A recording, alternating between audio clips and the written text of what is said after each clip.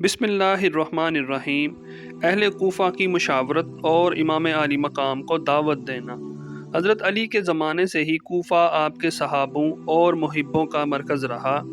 وہاں کے لوگ حضرت امیر معاویہ کے دور خلافت میں ہی حضرت امام حسین کی خدمت میں تشریف آوری کے لیے عرضیاں بھیج چکے تھے، مگر آپ نے صاف انکار کر دیا تھا۔ اور جب انہیں یہ پتہ چلا کہ امیر معاویہ کا انتقال ہو گیا ہے اور حضرت امام حسین، حضرت عبداللہ بن زبیر اور حضرت عبداللہ بن عمر نے یزید کی بیعت سے انکار کر دیا ہے، مکہ کا پہلا معرکہ حضرت عبداللہ بن زبیر نے سر کر لیا ہے اور اس میں یزیدی لشکر کو ناکامی کا منہ دیکھنا پڑا ہے، اور یہ کہ حضرت امام حسین بھی مدینہ منورہ سے مکہ معظمہ چلے گئے ہیں، اس سے محبان علی کے حوصلے بلند ہوئے۔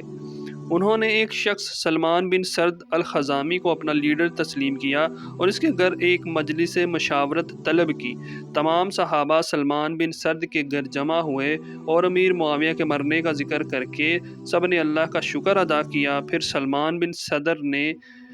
سب سے کہا کہ معاویہ ہلاک ہو گیا ہے اور امام حسین یزید کی بیعت سے انکار کر دیا ہے اور مکہ چلے گئے ہیں۔ تم لوگ ان کے اور ان کے باپ کے صحابی ہو، بس تم خوب جان لو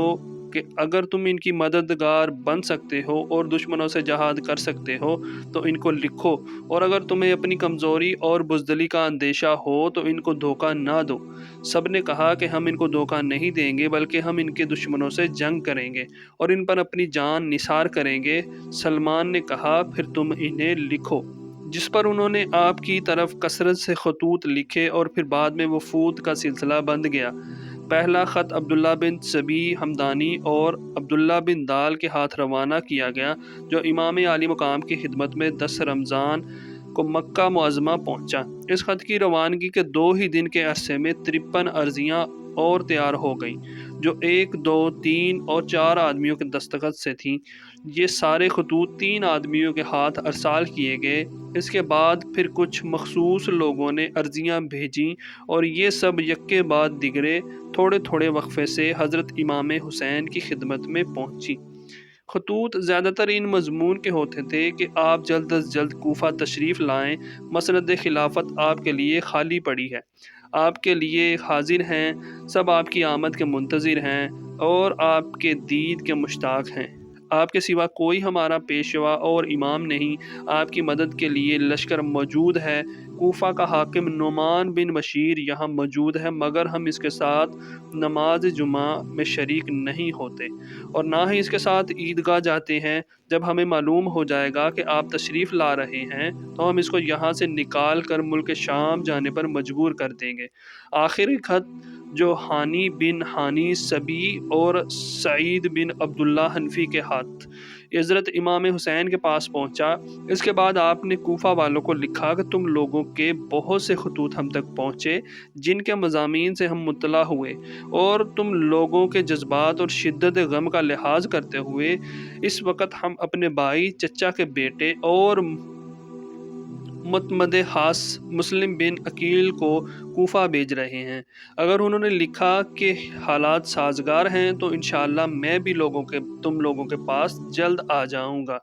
حضرت امام حسین کا فیصلہ۔ حضرت امام حسین کے پاس جب یہ خطوط پہنچے تو آپ کی ہمت اور غیرت دینی جوش میں آ گئی۔ آپ نے امر بالمعروف اور نہی عن المنکر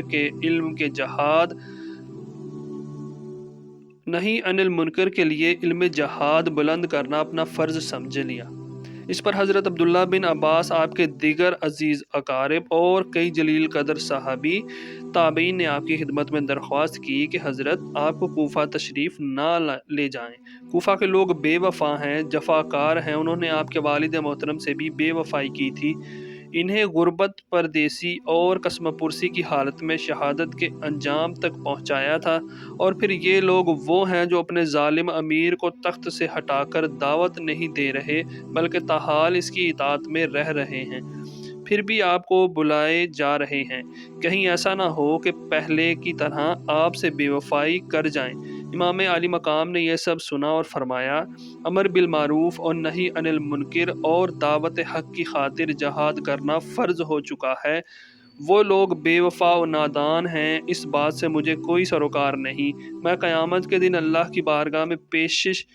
پیشی کے وقت اس سوال سے ڈرتا ہوں کہ تجھے دعوت حق ایسے وقت میں دی گئی جب ظلم و بربریت کا بازار گرم تھا اور سنت نبوی صلی اللہ علیہ وسلم کے خلاف سرکشی ہو رہی تھی، دین اسلام میں بدعت اور خرافات کو رواج دیا جا رہا تھا،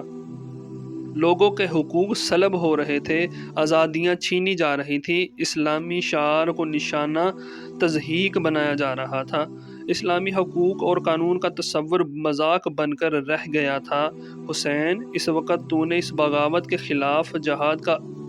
علم کیوں نہ بلند کیا؟ پھر یہ بھی بتاؤ اس وقت میں کیا جواب دوں گا جب کوفیوں نے قیامت کے روز بارگاہ الہی میں کہا کہ ہم نے تو بہت کوشش کی تھی مگر امام بیعت کے لیے راضی نہ ہوئے تھے، لہٰذا ہمیں یزید کے ظلم و ستم سے مجبور ہو کر اس کی بیعت کرنی پڑی، اگر امام ہاتھ بڑھاتے تو ہم اپنی جانیں فدا کرنے کے لیے تیار تھے۔ بہرحال یہ مسئلہ ایسا تھا کہ اس کا حل سوائے اس کے اور کچھ نہ تھا کہ حضرت امام حسین کوفیوں کی آواز پر لبیک فرمائیں، باوجود اس کے کہ جلیل القدر صحابہ کرام آپ کی اس رائے سے متفق نہ تھے اور امام کی محبت اور شہادت کی شہرت ان کے دلوں میں پریشانی پیدا کر رہی تھی، اور امام علی مقام کو بھی جلیل القدر صحابہ کرام کے شدید اصرار کا لحاظ تھا، مگر اہل کوفہ کی درخواست کو رد فرمانے کے لیے کوئی شرعی عذر نہ تھا۔ تاہم آپ نے اتنا ضرور کیا کہ جب آپ کو یہ مشورہ دیا گیا کہ اگر آپ نے ضرور ہی جانا ہے تو پہلے وہاں کسی کو حالات کی آگاہی کے لیے بھیج دیں، اگر حالات سازگار ہوں گے تو آپ تشریف لے جائیں ورنہ یہاں پر ہی جلوہ گر رہیں۔ اس پر امام علی مقام نے سوچ کر کے پہلے حضرت مسلم بن عقیل کو کوفہ سفارت کے خیال سے بھیجا، اگر کوفیوں نے بدعہدی اور بے وفائی کی تو عذر شرعی مل جائے گا، اور اگر وہ اپنے عہد پر قائم رہے تو صحابہ کرام کو تسلی دی جا سکے گی۔ آپ نے حضرت مسلم بن عقیل کو کوفہ سفارت کے خیال سے بھیجا اور فرمایا کہ اے میرے بھائی، کوفہ جا کر حالات کا جائزہ لو، وہاں کے حالات کا جائزہ لے کر مجھے خط لکھو اور مشورہ دو کہ آیا میرا وہاں آنا مناسب بھی ہے یا نہیں۔ آپ نے حضرت مسلم بن عقیل کو کوفیوں کے خطوط کا جواب لکھ کر دیا کہ جو کچھ تم نے مجھ سے بیان کیا ہے وہ تمام میں نے جان لیا ہے، میں نے تمہارے پاس اہل بیت میں سے ایک قابل چچزاد بھائی مسلم بن عقیل کو بھیجا ہے اور انہیں کہا ہے کہ وہ تمہارے حال کے بارے میں مجھے لکھیں، اگر انہوں نے مجھے لکھا کہ جو کچھ تم نے لکھا ہے وہ عقلمند اور بزرگان قوم کے مشورے سے لکھا ہے تو میں انشاءاللہ بہت جلد تمہارے پاس پہنچ جاؤں گا، اور میں اپنی جان کی قسم اٹھاتا ہوں کہ امام وہی ہے جو کتاب اللہ پر عمل کرنے والا ہو۔ والسلام۔